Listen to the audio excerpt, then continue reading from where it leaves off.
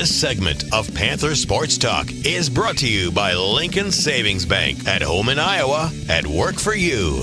Welcome back to Panther Sports Talk. The UNI wrestling team, ranked in the top 25, suffered a home loss against the 7th-ranked team in the nation, University of Missouri, today. But, Coach, just talk about what you thought from that duel, what you liked, what you think maybe could have been improved to see a different type of outcome. You got to get off the bottom. I mean, that's bottom line. We got ridden, I think, gave up riding time in 7 matches. When you give up riding time in 7 matches, that means that they're controlling that position. That means they're on top of us. Our leg defense, they got to our legs quite a bit, and then we didn't get our legs back very well. And they kind of came out and took what they wanted. They wrestled a certain way, and they went out and did it. And we didn't adjust to it very well. We only 2 wins. You lose 8 out of 10 matches.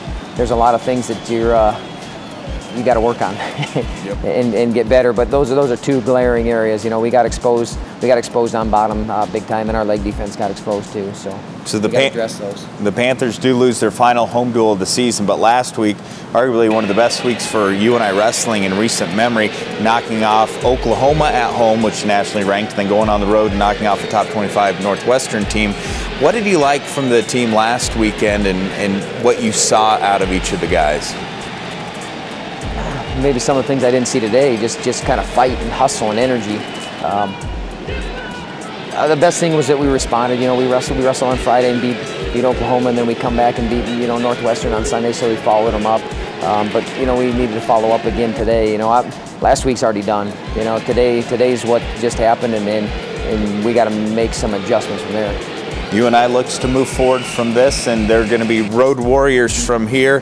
Just talk about where we're at this time of year. End of January, February is a short month, and then it's getting down to gut check time. Yeah, it's getting to that time. I mean, you can feel it. You get to February, and you know March is right around the corner. We only have a few dates left, and we got to be able to put a good effort out these last few. And get on a roll, get a handful of wins.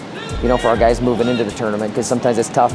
It's tough coming off, 2 or 3 or 4 defeats. So we got to lick our wounds from today and get ready to wrestle in South Dakota and be able to get the ship righted and get a bunch of wins on our belt.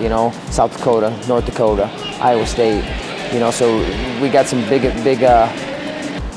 big duels coming up, but some things that are happening or happened today have to be addressed and can't get ridden for I don't know how long. I'm going to have to see how long it was, because it was a while. That was definitely a difference in this meet, but the Panthers looking to peak in February here. And before the meet, you honored some seniors, and I know your team is very young, a lot of underclassmen. The majority of the wrestlers on the team are underclassmen.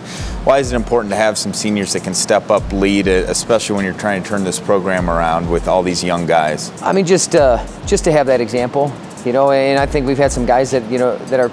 Bonet was a captain this year, and he stepped up, and we had a couple other guys that were captains. Loader's a captain. We have a couple young guys that were captains, and they've kind of stepped up, being maybe a little bit more vocal and taking that role, and they've done a good job. It's unbelievable that when you look back, these guys they're thinking in their head, holy cow, this went so fast.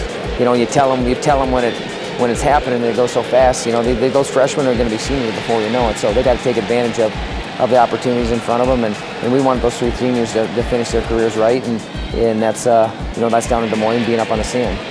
Last week, the win over Oklahoma before the match, it had a nice ceremony for Bill Smith. He's the only UNI wrestler to win a gold medal in the Olympics. He's a national champion. He's still giving back to the UNI community. Why is it special to name the mat after him? And we have a story on him coming up later in the show, but why was that so important to give back to a guy who's given so much to this program?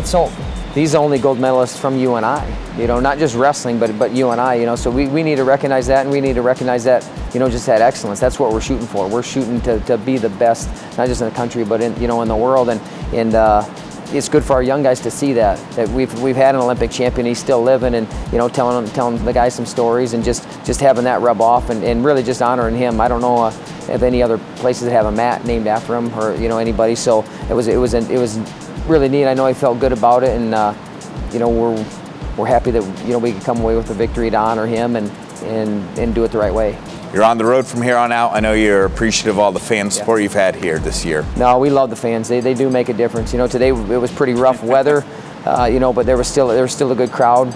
You know, so we appreciate that, them braving the elements a little bit. We want to be able to put more of a show on, because I tell you what, if I would have sat up in the stands, I'd be a little bit upset right now if I was them, and I'm sure they know that I'm not very happy with it either. And when we get back our chance to get back on the mat in the West Gym, there's going to be a certain atmosphere and a certain way that we compete. So, well, the top 25 ranked Panthers hit the road for the rest of the year. Thanks for joining us, Coach. Best of luck. Thank you. Plenty more Panther Sports Talk right after this.